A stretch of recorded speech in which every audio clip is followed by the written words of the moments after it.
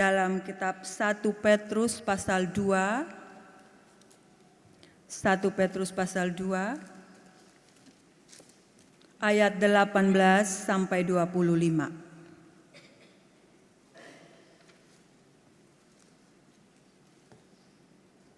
Baiklah, saya membacakan bagi kita semua.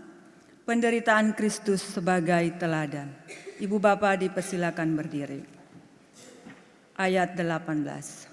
Hai kamu hamba-hamba, tunduklah dengan penuh ketakutan kepada Tuanmu, bukan saja kepada yang baik dan peramah, tetapi juga kepada yang bengis. Sebab adalah anugerah jika seseorang karena sadar akan kehendak Allah menanggung penderitaan secara tidak adil. Sebab dapatlah disebut pujian jika kamu sabar menderita pukulan karena kamu berbuat dosa. Tetapi jika kamu berbuat baik dan karena itu kamu sabar menderita, hal itu adalah anugerah di hadapan Allah. Sebab untuk itulah kamu dipanggil, karena Kristus pun telah menderita untuk kamu dan telah meninggalkan teladan bagimu, supaya kamu mengikuti jejaknya. Ia tidak berbuat dosa dan tipu daya tidak ada dalam mulutnya. Ketika ia dicaci maki, ia tidak membalas dengan mencaci maki. Ketika ia menderita, ia tidak mengancam, tetapi ia menyerahkan dirinya kepada Dia yang menghakimi dengan adil. Ia sendiri telah memikul dosa kita di dalam tubuhnya di kayu salib, supaya kita yang telah mati terhadap dosa hidup untuk kebenaran. Oleh karena bilur-bilurnya kamu telah disembuhkan. Sebab dahulu kamu sesat seperti domba, tetapi sekarang kamu telah kembali kepada gembala dan pemelihara jiwamu. Sekian pembacaan firman Tuhan.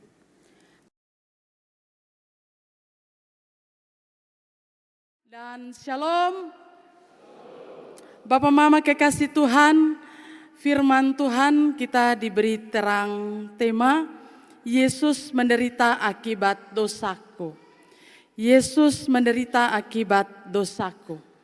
Bapak Mama, dalam kehidupan kita yang namanya penderitaan itu sudah sering kita alami.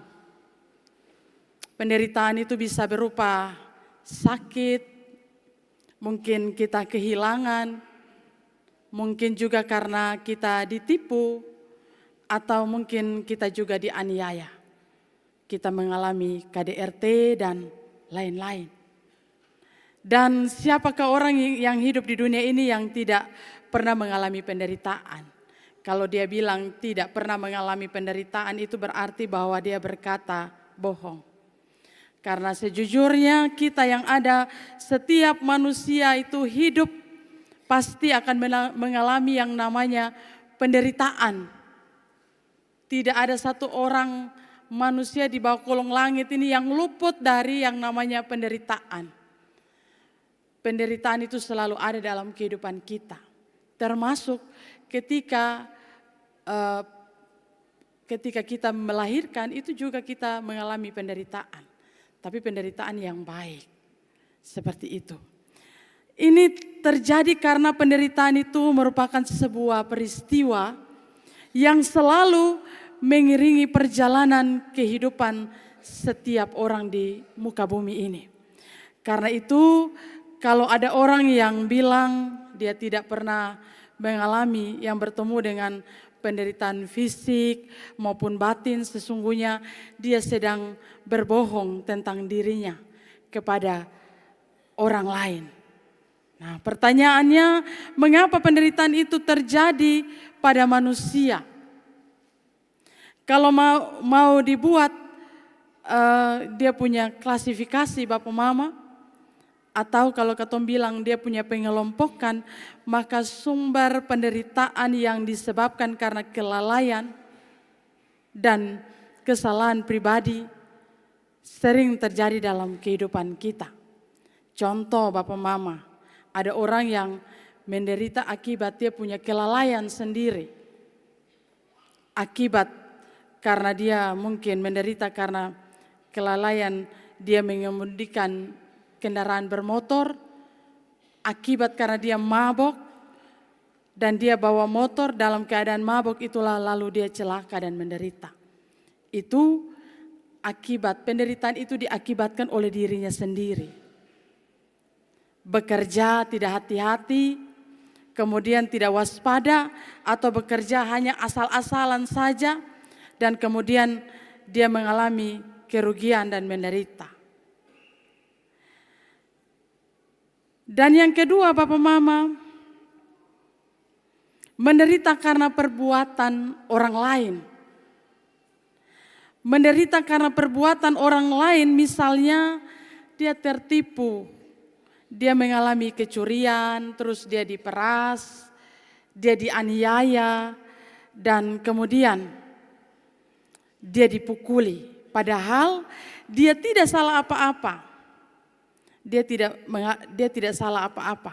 Dia tidak tahu apa-apa, tapi kemudian dia kena batu dan kemudian mungkin dia juga mengalami malpraktek dari dokter dan lain-lain sebagainya.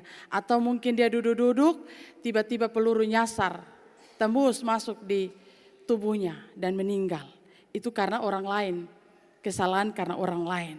Dan yang ketiga, Bapak Mama, menderita karena bencana alam.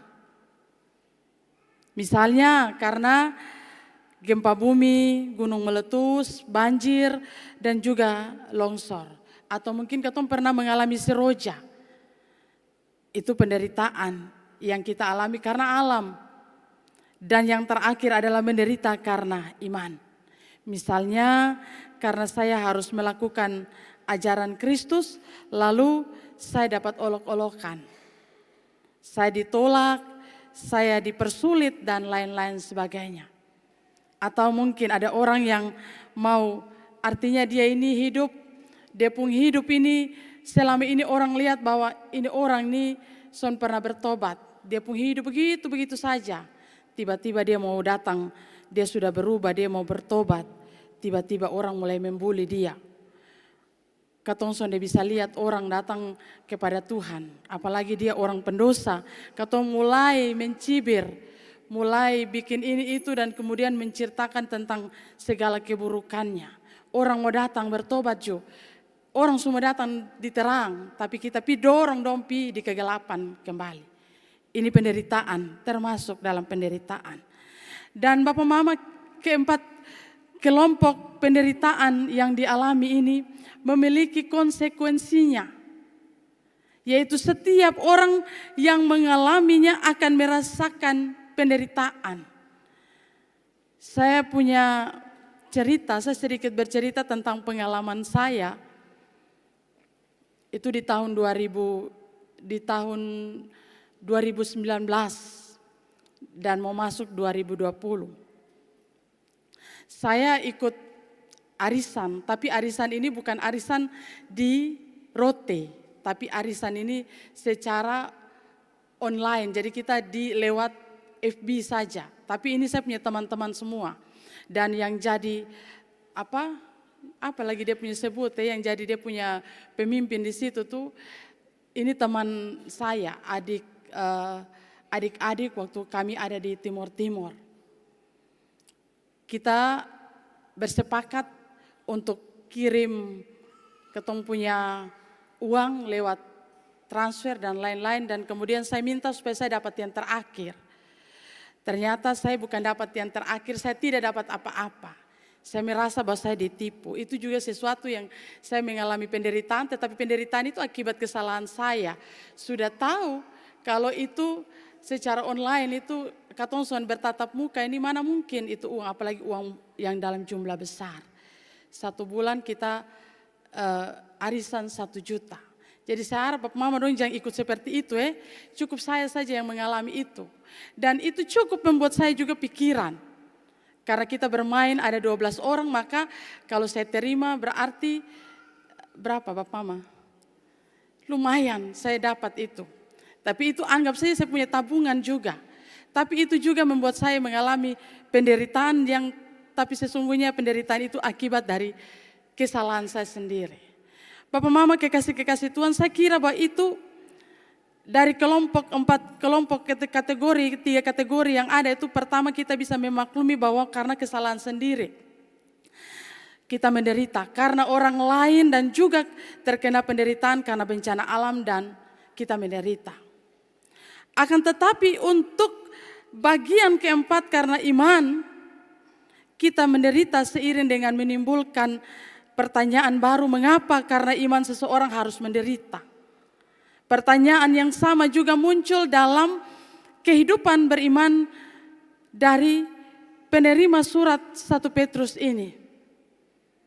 Bagaimana jemaat Tuhan mempertanyakan mengapa mereka harus mengalami yang namanya penderitaan begitu banyak. Penderitaan itu bertubi-tubi. Dipersulit kehidupannya hanya karena mereka ini Kristen.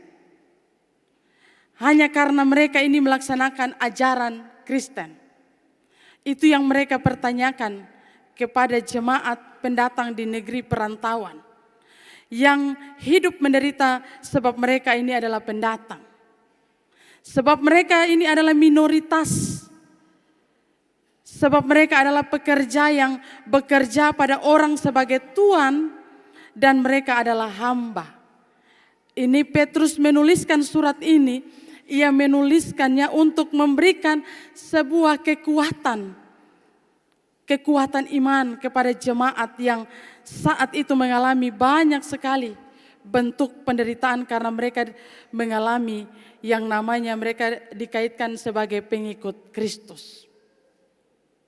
Selain bahwa alasan-alasan tadi, jemaat saat itu juga berada dalam kesukaran yang hebat, Bapak Mama. Mereka mengalami kesukaran yang hebat. Ini terjadi karena adanya perlawanan terhadap kekristenan yang bersikap memusuhi dan berusaha untuk menganiaya orang-orang Kristen dan mempersulit kehidupan orang Kristen. Dalam keadaan seperti ini, jemaat yang masih hidup bertahan dan memelihara iman mereka membutuhkan sebuah penguatan dan sebuah motivasi untuk mereka bisa hidup, untuk mereka bisa bertahan, tetap ada pada iman, percaya mereka kepada Tuhan. Petrus mengatakan bahwa penderitaan yang dialami jemaat sekarang ini adalah proses yang harus mereka tempuh sama seperti yang dialami oleh Kristus yang mengalaminya. Penderitaan jemaat Kristus adalah bagian dari proses perjalanan iman mereka. Sebab penderitaan itu berlangsung karena sebagai proses pemurnian. Proses pemurnian dalam penderitaan karena iman pada Kristus akan menjadikan orang-orang itu bertahan di dalamnya. Dimurnikan dan pada akhirnya mereka diselamatkan. Bapak Mama kekasih-kekasih Tuhan, emas itu kalau katong mau tahu dia punya kualitas, maka katong akan memurnikan dia di api yang panas. Dalam proses itu dia dipanaskan dengan api yang suhunya tinggi. Itulah yang Petrus mau bilang, bahwa itulah yang akan menghasilkan emas yang murni. Katong punya hidup juga demikian. Ketika katong mengalami penderitaan, entah itu penderitaan karena katong benar-benar menjadi orang yang mau datang kepada Tuhan. Terus mungkin katong punya masa lalu yang sebagaimana saya sampaikan tadi adalah masa lalu yang tidak menjadi contoh teladan yang baik. Maka ketika katong berhadapan dalam persekutuan kita akan dibully. Apalagi kalau ada orang-orang yang dia punya iman, percaya itu sungguh-sungguh. Dan orang lihat itu sesuatu yang aneh dong, mulai bilang bahwa sok suci lah dan lain-lain sebagainya. Padahal dia sementara mau untuk datang beriman kepada Tuhan. Dan inilah yang namanya penderitaan, cobaan yang luar biasa. Ada orang-orang yang luar biasa, dia mau mempertahankan dia punya kemurnian iman, tetapi ada orang-orang lain yang datang, yang ada dalam persekutuan, tidak mau untuk dia ada dalam persekutuan itu. Tidak menerima dia. Padahal Tuhan tidak melihat wajahnya, tidak melihat dia punya fisik, tidak melihat keberadaannya. Bagi Tuhan, ketika dia datang dan memberi dirinya kepada Tuhan, Tuhan memeluk dia, malaikat di sorga bersuka cita. Satu orang saja datang, seorang pendosa, sorga bergempita, bergegap gempita untuk menyambut kehadirannya. Tapi terkadang sebagai bagian dari anggota persekutuan, seringkali kita tidak mau menerima orang-orang seperti itu. Padahal mereka mau datang pada Tuhan. Katong seringkali menolak orang untuk datang ke terang. Akhirnya orang itu pergi dan dia kembali untuk dia jadi yang sama seperti yang dulu. Dia ada dalam kegelapan hidupnya. Katong mulai menghujat dia. Mau datang di terang salah, mau pergi di gelap juga salah, semua salah. Katong seolah-olah seperti Tuhan Allah yang menjudge seseorang itu seorang pendosa. Katong tidak pernah melihat katong punya diri sebagai bagian dari seorang yang juga berlaku dosa. Yang mungkin katong punya dosa orang lain sudah lihat, tapi Tuhan lihat. Sehingga katong memandang orang lain dengan sebelah mata. Jangan pernah seperti itu. Kalau mereka mau datang dan memurnikan imannya kepada Tuhan, maka mari kita menyambut dia. Kita harus bilang selamat datang, welcome terhadap mereka yang datang kepada Tuhan. Supaya sorga bergempita dan kita juga bersuka cita. Karena kita tidak merasa ada hal-hal yang aneh. Kalau katong lihat orang bawa motor ugal-ugalan, mabuk, katong bilang itu dia biasa.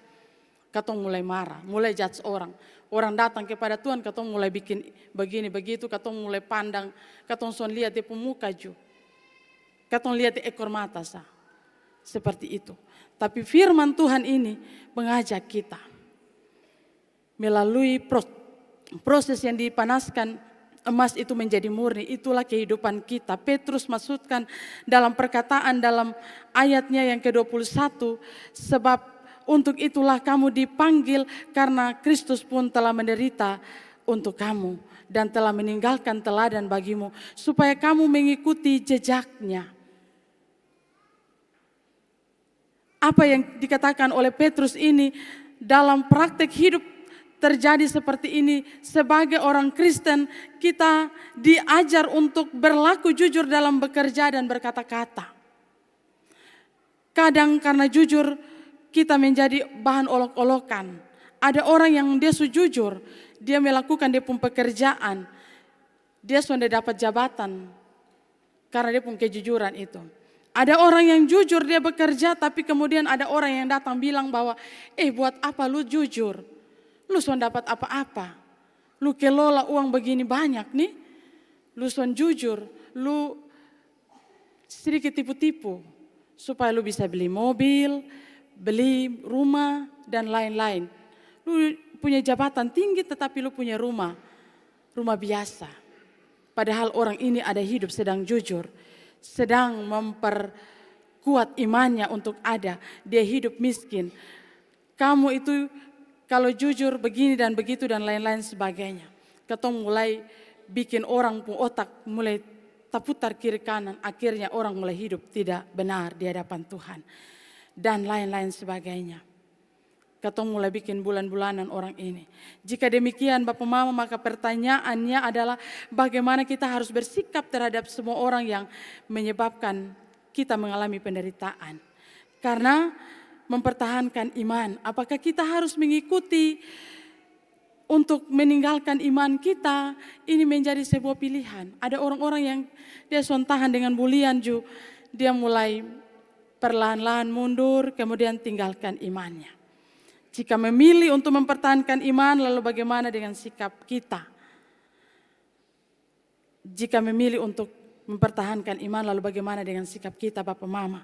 Apakah kita membalas ketika kita ada dalam perlakuan yang tidak baik dalam kehidupan kita, ketika orang bilang, firman Tuhan bilang ya, tampar pipi kiri, kasih pipi kanan kembali.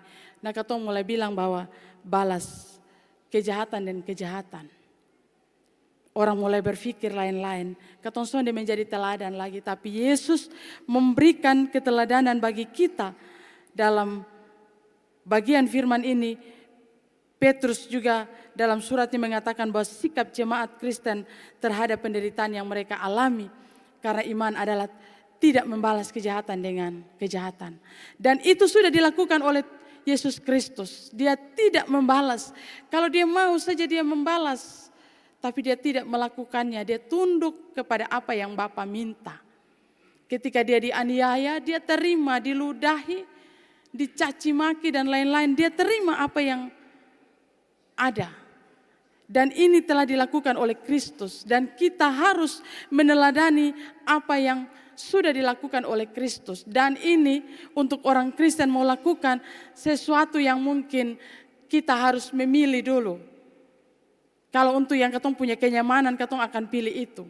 Itu berarti bahwa ketika orang kasih kejahatan untuk kita akan pergi bawa parang dan berhadapan dengan dia. Kita akan balas kejahatan dengan kejahatan. Dan Kristus sudah menunjukkan yang terbalik dari apa yang kita lakukan. Kristus menunjukkan keteladanannya bagi kita. Perlakuan yang tidak meneladani apa yang Kristus nyatakan akan mendapat sesuatu yang binasa. Bukankah Kristus berkata jika ada yang memukuli pipi kirimu, beri pipi kananmu juga. Jika ada yang memusuhi kamu, berdoalah bagi mereka. Petrus berkata bahwa sikap jemaat terhadap penderitaan yang diterimanya adalah mengikuti teladan Kristus. Itu kita bisa lihat dalam ayat 23 dan 24 menuliskan itu bagi kita. Ketika ia dicaci maki, ia tidak membalas dengan mencaci maki. Ketika ia menderita, ia tidak mengancam, tetapi ia menyerahkan kepada Dia yang menghakimi dengan adil. Ia sendiri telah memikul dosa kita di dalam tubuhnya di kayu salib, supaya kita yang telah mati terhadap dosa hidup untuk kebenaran. Oleh bilur-bilurnya kamu telah sembuh. Itu sebabnya Bapak Mama, Petrus bilang penderitaan itu adalah karunia. Kasih karunia, sebab di dalam penderitaan yang dialami orang percaya akan semakin menaruh pengharapan kepada Kristus. Semakin dikasihi Allah dan dikuatkan untuk Allah, mampu menanggung penderitaannya. Artinya bahwa ini ungkapan dalam ayat yang ke-20 juga demikian. Sebab dapatkah disebut pujian jika kamu menderita pukulan karena kamu berbuat dosa. Tetapi jika kamu berbuat baik dan karena itu kamu harus menderita, maka itu adalah kasih karunia pada Allah. Dengan demikian Bapak Mama, firman ini mau menyaksikan kepada kita bahwa menjadi orang Kristen itu bukan berarti bahwa kita bebas dari persoalan dan penderitaan. Persoalan dan penderitaan itu adalah proses hidup yang akan kita temui. Dan proses itu akan membuat kita dimurnikan untuk ada dalam iman kita, dalam hidup, dan kita kelak tidak akan menghindarnya. Karena penderitaan adalah proses hidup, maka kalau kita mengalami penderitaan karena iman kepada Kristus, kita diminta supaya menjadikan persoalan dan penderitaan itu sebagai waktu dan saat di mana kita mengevaluasi diri kita, di mana kita berproses untuk iman kita kembali untuk ada dalam iman kepada Tuhan. Kembali dalam hidup kita semakin kuat supaya kita semakin berharap pada Kristus, serta kita semakin lagi meneladani apa yang dibuatnya. Sebab penderitaan itu membuat kita semakin dimurnikan dan diselamatkan. Kita kembali dalam kehidupan kita Bapak Mama, sambil kita merenungkan firman ini untuk kita ada dalam mengisi minggu-minggu sengsara ini. Kita menghayati pengorbanan, keteladanan yang dilakukan oleh Kristus, supaya kehidupan kita juga dimurnikan dan diselamatkan. Tuhan memberkati kita dengan firman-Nya. Amin.